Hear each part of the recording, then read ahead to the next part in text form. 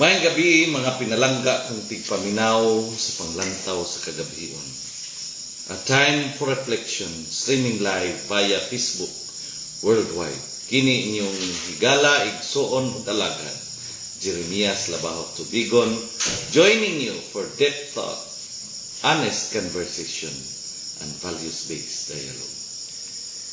This evening, naatay hisgutan na topic naman ako sa una niya itong pagkahuman sa eleksyon. Pero ato na pong hisgutan pagbalik, gumikan aning post sa Asinso Pagadian. No? Nag-post ang Asinso Pagadian. Di kayo maklaro lagi no ang picture diha no. Oh.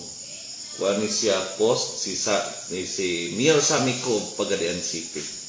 And siya quote unquote, I would like to appeal to our incoming governor, the representative of the 1st and 2nd districts, to put aside politics. The election period is over. Let us work hand in hand for further development and progress for our province and our beloved Pagadian City. Let me quote what the late President Manuel Quezon once said, "My loyalty to my party ends when my loyalty to my country begins." So, Mayor Samiko, during sa ilhang oath-taking. So, ato aning hisgutan mga igsuon, kining post or kining pakigpulong ni Mayor Samiko during sa ilang oath-taking. Pero sa dili pa nato sugdan, ato siyang i-shout out ang ato ang mga likers sa ato ang live atong niaging gabi, atong tan-aw na ato ang Facebook o kinsay ng like sa ato ang panglantaw sa kagabion gabi. So, kuan abay mga likers ani.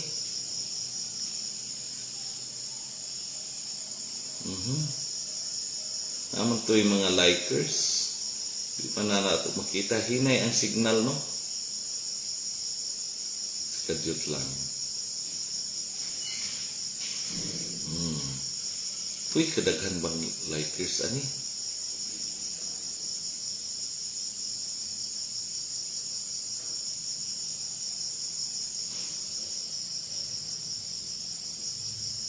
So, di na lang nato, tungkol sa kadaghan sa likers, mahurot ang ato ang oras. So, balik ta sa ato ang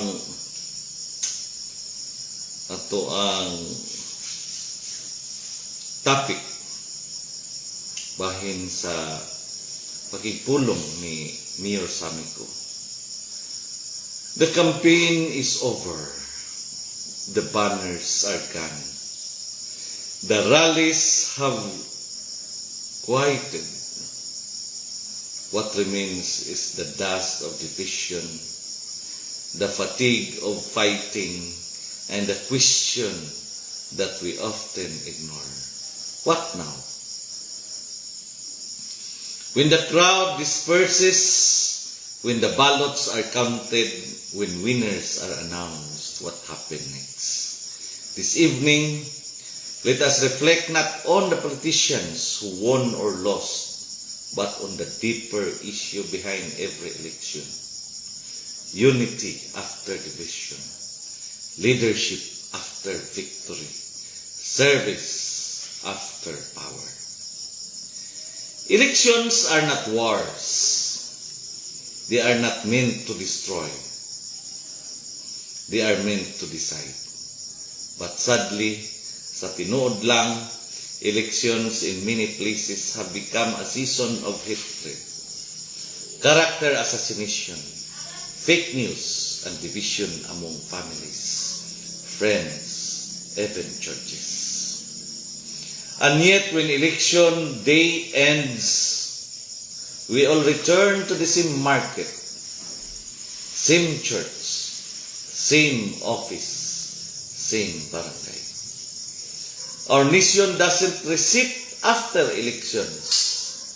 It continues with all the wants and hopes we carry. The Bible in Ecclesiastes chapter 3 verse 1 reminds us, to everything there is a season, a time for every purpose under heaven. The election is a season for decision, but governance is the season for healing. That healing must start with the defeat of ego and resurrection of humility. There's a famous quote attributed to a statesman, President Manuel L. Quezon.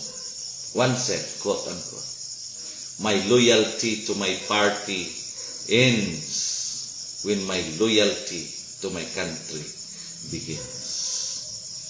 This quote speaks volumes in a country where political colors are often treated like religion.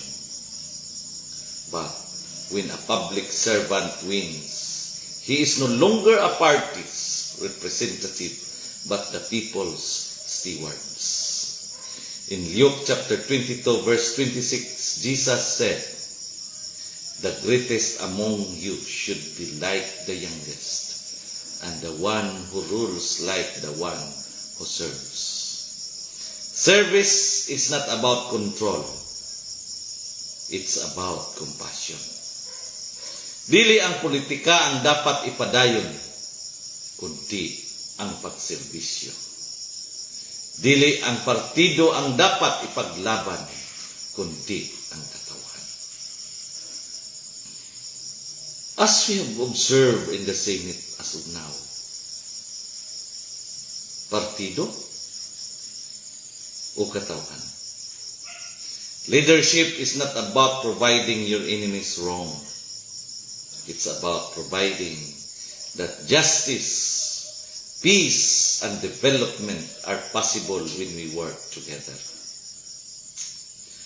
Ang pinakadelikado nga panahon dili sa eleksyon, dili sa human sa eleksyon, kundi ang panahon nga ang usa ka leader mosugod og tuong siya na ang tanan. The real danger is not when people campaign. It is when victors forget their promises and begin building thrones instead of bridges. Philippine Constitution Article 11 speaks of accountability of public officers. It declares public office is a public trust. Public officers must at all times be accountable to the people. But how many officers remember this clause after they win? How many remember that their salaries come from the very people they've ignored after elections? How many remember that power is temporary, but the people's memory is eternal? In Proverbs chapter 29 verse 2, it says, "When the righteous are in authority, the people rejoice. But when the wicked rule, the people groan." When governance becomes about vengeance, projects stop. Peace is disrupted. Progress is delayed. The people suffer. Dear listeners and viewers, you may say, "I'm just a citizen. What can I do?" The answer is simply plenty. Number one, do not spread hate. Refuse to be a tool for division. Support good governance, regardless of party color. And number four, pray for wisdom for all leaders, even those you didn't vote for. Philippians chapter 2 verse 3 says, "Do nothing out of selfish ambition or vain conceit. Rather, in humility, value others above yourselves." This applies not only to politicians, but also to us citizens. Our job doesn't end after voting. Our responsibility continues. Democracy is not just about choosing a leader. It's about being involved after the choice is made. Even in international settings, successful democracies thrive on unity after elections. In Europe and parts of Asia, it is normal for opposition parties to cooperate with ruling governments when national welfare is at stake. The Universal Declaration of Human Rights, Article 21 states, "The will of the people shall be the basis of the authority of government." But this will is not just for election day. It is a daily moral compass for leaders and for people who truly hold power. They must stay informed, engaged, and united. Dili lang panahon sa kampanya ta aktibo, mas kinahanglan ang atong partisipasyon human sa eleksyon. There can be no progress where there is no forgiveness. There can be no peace where there is still bitterness. Elections must not destroy relationships. No family, friendship, or faith community is worth losing over politicians who don't even know you personally. Let us be agents of healing. Let us be the first to say, "Padayon ta, kaimpungan ta, kalimti ang kagahapon." In 2 Chronicles chapter 7 verse 14, God promises, "If my people who are called by my name will humble themselves and pray, I will heal their land." The land we love will not be healed by angry posts, but by humble hearts and united actions.